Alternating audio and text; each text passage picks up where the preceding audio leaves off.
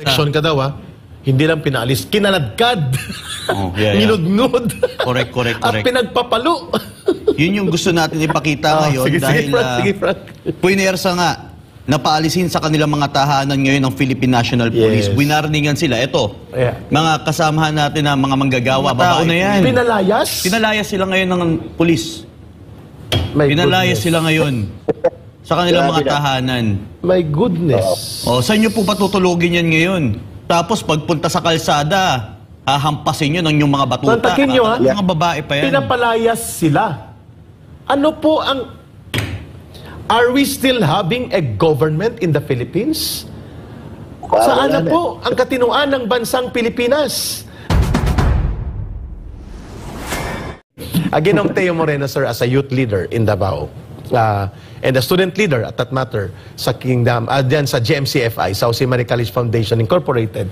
Nagtatanong po ang ating netizens kasi napaka-timely at napaka-urgent ng mga revelations mo nito, and you're calling out in public to the President na itigil itong kabaliwan na wawasakin ng school just because gusto nilang hanapin ang tunnel at dungeon at bunker ni Pastor na parang imagination lang naman nila.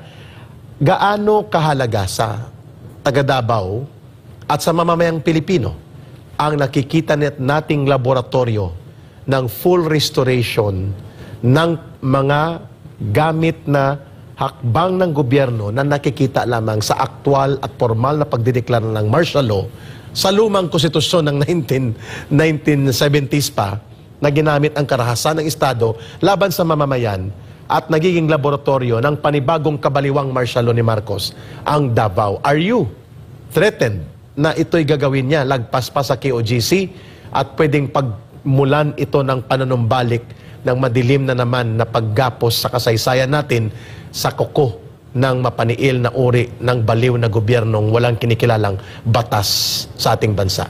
Go ahead, Brother Teo. Yes po. I personally view this, Ka Eric, as a preparation for a bigger war. I think na naging pawn lang po yung KOJC na kung saan they need to show their force po na kung na ganito yung kayang gagawin po ng government. As you can see, one pastor and a few members lang po yung accused.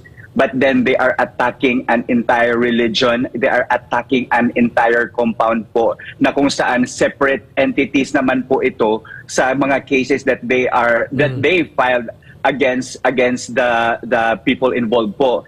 So this is truly a preparation, and I think po marami na po sumasawsaw ngayon, say for example si Trillanes po, na sinasabi po niya na pinapapasok na ang ICC. So I really think that this is a preparation for a bigger war. Like this is a dry run po kung paano i-arrest si PRRD just in case the ICC will be able to do so here inside the country. And this is a preparation as well na kaya niya palang mag-declare ng martial law sa entire country din po. So again, it's a preparation talaga, and it's just sad that the KOJC members po yung na-target po ng Administrasyong Marcos. Klaro po. Napakaganda ng sagot na yun. May panawagang isa dito. At mga private schools din sila, at hindi ko alam, Ginong Teo Moreno, kung if you have any idea, if wala okay lang, that the Jose Maria College Foundation Incorporated is a member of Philippine Private School Associations na binubuo ng iba't ibang mga pribadong paaralan. And if it is not a member yet, but it is a private, duly established, full tertiary, full level school, pwede po ba kayong daw manawagan din sa iba't ibang mga nagmamay-ari na o mayroong mga nagkakaroon ng tertiary schools and private schools sa Pilipinas, sapagkat hindi po ito usapin ng Kingdom of Jesus Christ o ni Pastor Kibuloy anymore. Wawasakin ang paaralan, universidad, ang kolehiyo, i-deny ang access to education at sasaktan ang mga kabataan na papasok sa school. Walang kumikibo sa education sector and leaders natin right now. At bilang kabataang leader sa Davao at dyan din naging bahagi ng paaralan na ito, ano po ang gusto mong i-address sa mga authorities ng education sector, both sa business side, sa private sector education, at sa authority ng edukasyon sa sektor ng Pilipinas ngayon? Yes po. to the private and public education sectors po, and as educators, you know exactly that the best way for students to learn is for us to provide them a peaceful and conducive learning environment na kung saan doon natin ma-enhance yung skills nila, and that's also the place where we facilitate good learning for them to embark, especially in the battle of employment po once they grow old. Now, I'm appealing to every institution sa entire Philippines po to speak up, because po nangyari na po ito sa JMCFI, and there's a big possibility din po na mangyayari ito sa inyo if you will not be part of the resistance po to call out the administration on their blatant abuse of power. And Eric, alam mo ba na ang JMCFI po meron pong 1,000 learners na scholars, na kung saan, imagine that, 1,000 learners po yan. Pag magkapamilya yan sila, so 1,000 families.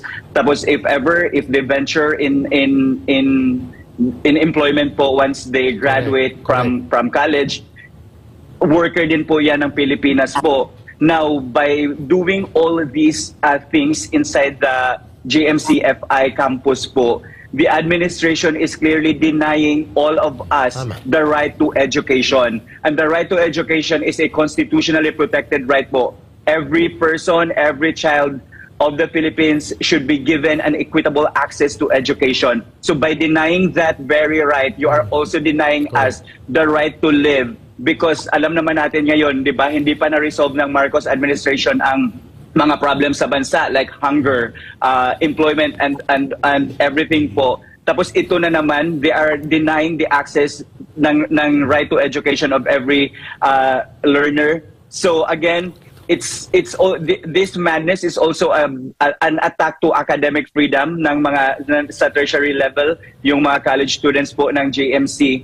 And I hope po na mag-aral po si Bongbong Marcos if what does academic freedom mean, para po ma-realize niya na what his people are doing right now is truly a violation to that freedom po. I completely agree and second the motion sa inyong pagpapahayag na ang fundamental na karapatan sa mapayapa at maayos at matinong edukasyon dapat ginagarantiya ng Estado at pamahalaan all over the world. Tama po si Ginoong Teo Moreno, sapagkat nakasaad din po yan sa Universal Declaration of Human Rights na pinirmahan din po ng buong bansa sa United Nations at kasama dyan ang Pilipinas. Tama po kayo, Ginoong Teo Moreno, hindi yata ito na pag-aralan ni Bongbong Marcos Jr.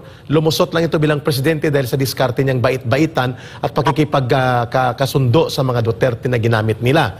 Ngayon, ito mga pulis, iwan ko kung nagkolehiyo sila bago maging pulis o nawala na ang napag-aralan nila, sapagkat ang paaralan, ang eskwelahan, ay mga edifice, structures ito na nirespeto. Hindi ito, lalo na pati simbahan, mga altar at pulpito pinagwawasak na nila sa loob ng Davao Cathedral Compound.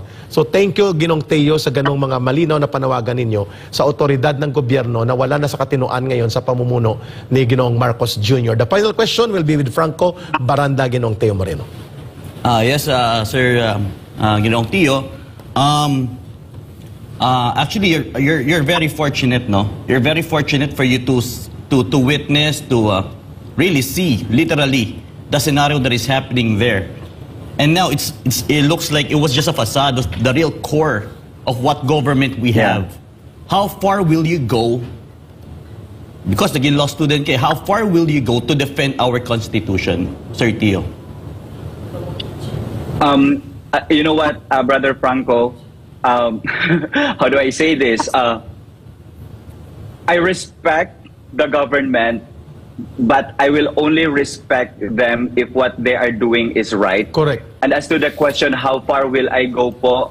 As much as I don't advocate for violence po, I think if people will come together, raise their voice, and show resistance to the Marcos administration, I will be on the front line po, helping them out. We will join you on that side of correct historical process that the people will initiate at the soonest time necessary right now. Ginong Teo Moreno with Master Judea dun sa Davao, and Brother Franco, the Filipino people and the entire world ay nakikinig sa inyo pong madamdamin at malinaw na paghahayag ng katotohanan na nangyayari dyan sa Davao. At we will pray and stand in principled resistance na mapayapa pero tuloy-tuloy na wag buwagin, sirain, bombahin, i-bulldozer, i-jackhammer at salaulain at bastusin ng mga pulis na nagiging berdugo sa utos ni Marcos sa Tabalos ang Jose Marie Calix Foundation Incorporated na naging bahagi po ng inyong paglalakbay sa propesyon ng bilang manananggol ng mamamayan at you will become a good lawyer the way you are now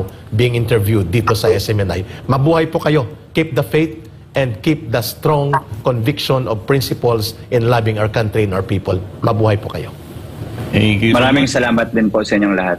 Ayun.